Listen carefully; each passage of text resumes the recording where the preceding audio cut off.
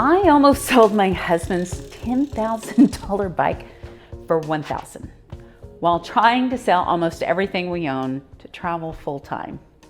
And the thing is, that didn't happen because I didn't know what I was doing. It happened because I chose to do this the hard way. Instead of offloading everything quickly through probably an estate sale, we decided to sell or donate things ourselves, one by one.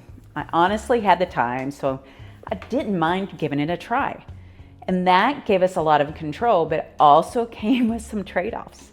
So here's what actually happened and what you need to know if you're thinking about doing this yourself. When we decided to pursue full-time travel, we knew we had to let go of most of what we owned. Sounds freeing, right? I mean, in reality, it's logistics, emotions, and a surprising amount of customer service. And there were some things that we figured out along the way that made this a lot easier, and one that almost cost us. I'm going to take you through the 6 things that kept us sane and a few that didn't, starting with the mindset shift that changed everything for me. One thing I do want to clarify before we get started, this only worked because we had already spent the past year decluttering and living more minimally. We had already made a lot of the easy decisions. So by the time we got to this stage, we weren't sorting through everything. We were finalizing what was left, and it was mostly big things. And that's an important distinction, because if you try to do this all at once, declutter, decide, sell, donate, all at the same time, this easily goes from manageable to overwhelming very quickly. Here's the thing that nobody really tells you when you start selling off your old life. That stuff already gave you its value. If you used something for years, it did its job. The return on that investment was the use, not the resale value. If you go into this expecting to get your money back, you're going to be disappointed. And if you let the resale value hold you back, you won't move forward. For us, the goal wasn't to squeeze every dollar out of our stuff. The goal was freedom. Once I made that shift, everything else got a whole lot easier. Before I listed anything, I made a list of every major item in the house. I estimated what we paid for it, and I set a starting price around 25 to 35% of the original value. That at least gave me a starting point, and it helped me with the onslaught of price negotiations. Because believe me, once those conversations start coming in, things move fast. And when you choose to manage this yourself, you just don't get control, you inherit all the complexity that comes with it. If you don't have a system, before that happens, you're not going to make decisions, you're going to be reacting. And when you're reacting, you might not be making the best decisions. My system was a trusty old spreadsheet. Now, not saying you need a spreadsheet, but I'm also not saying you need a spreadsheet. But here's something I didn't fully appreciate going in. Selling everything yourself is basically a part-time job. At one point, I had over 30 listings active. That's 30 conversations, 30 schedules, 30 "is this still available" messages, and a whole lot of people who said they were on their way. And then nothing. Crickets. Being ghosted, completely normal. There was even a moment where I thought someone didn't show up, so I relisted the item, only to realize they were actually scheduled to come up the next day. So now I'm the problem. So that's fair. That is the trade-off. You get more control, but it comes at a cost of your time and your attention. So if you think this is something you're going to do on the side, you won't. It can easily take over your entire schedule. If you're even thinking about downsizing, stick around, because the next one saved me time. And the one after that almost cost us a lot of money. At some point, I realized I needed to stop making this harder than it needed to be, especially with lower priced items. So I started doing Porch pickup. Bag the item, label it, I'd leave payment instructions and move on.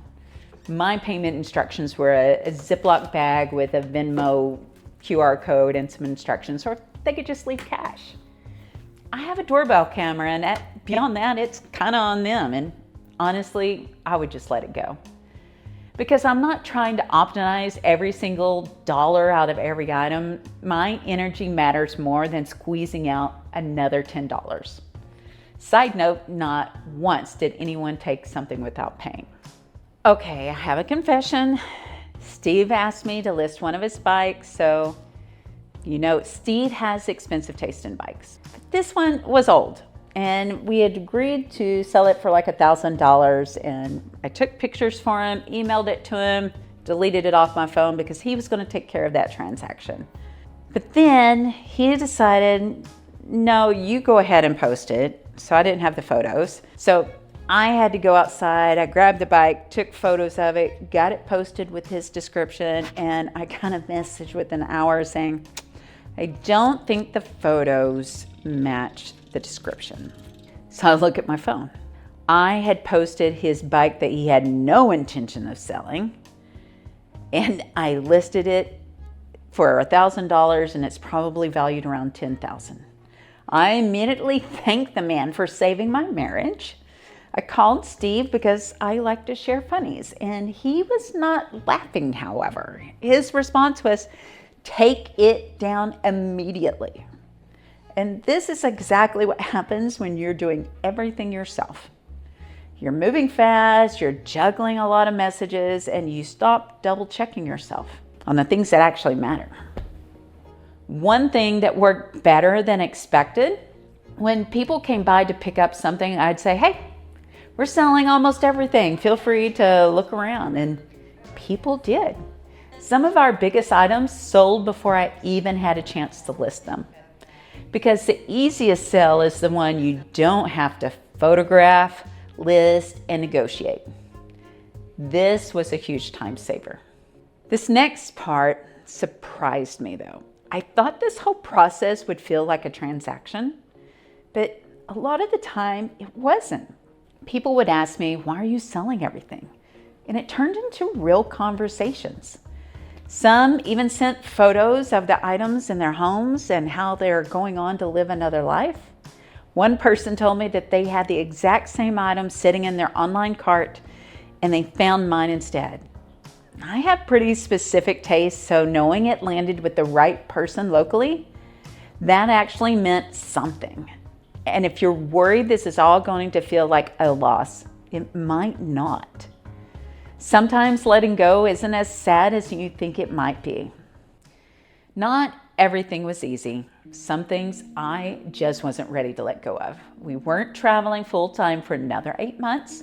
So I didn't pressure myself to make all of the decisions within a span of a couple of weeks. So those items that were emotionally heavy went into temporary storage because you don't get bonus points for forcing decisions you're not ready to make.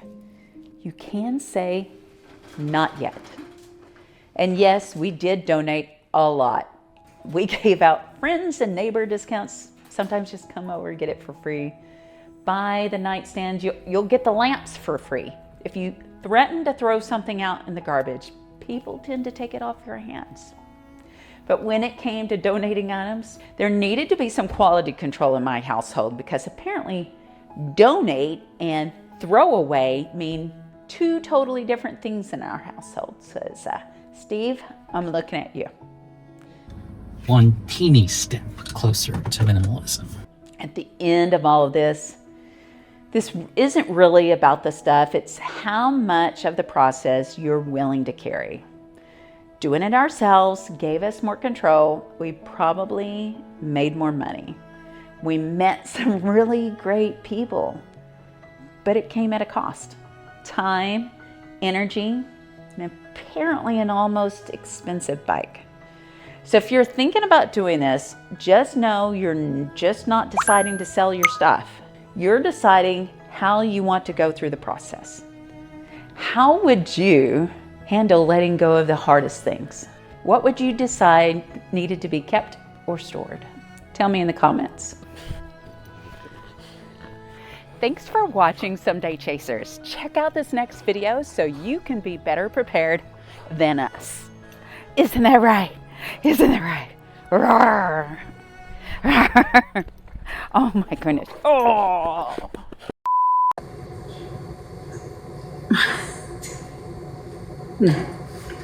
This and excuse me. You want it? You want it? Oh no.